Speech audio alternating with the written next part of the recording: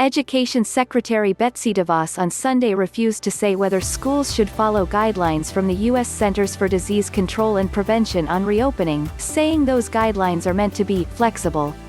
The CDC guidelines are just that, meant to be flexible and meant to be applied as appropriate for the situation, DeVos told CNN's Dana Bash on State of the Union.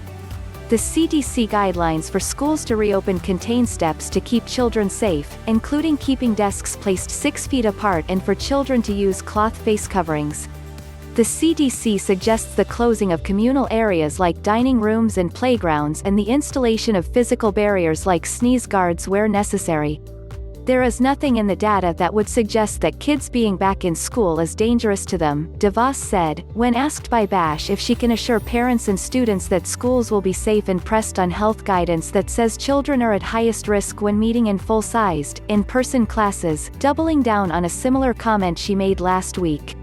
The comments from the Education Secretary come as she and other members of the Trump administration push for U.S. schools to reopen this fall amid the deadly coronavirus pandemic.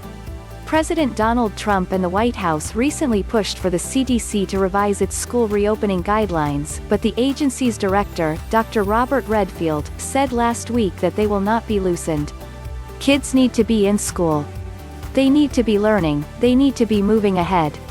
And we cannot be paralyzed and not allow that or not be intent on that happening, DeVos said. Pressed repeatedly on whether schools should implement remote learning in the event that there is a flare-up of coronavirus cases in their district, DeVos said, "I think the go-to needs to be kids in school, in person, in the classroom. Where there are little flare-ups or hotspots, that can be dealt with on a school-by-school or a case-by-case basis," she said, without providing any recommendations for what schools should do if outbreaks occur.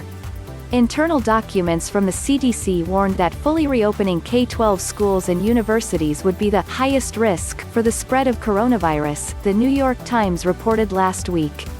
The 69-page document obtained by the Times marked, for internal use only, was among materials for federal public health response teams deployed to coronavirus hotspots to help local public health officials handle the outbreak, the newspaper reported.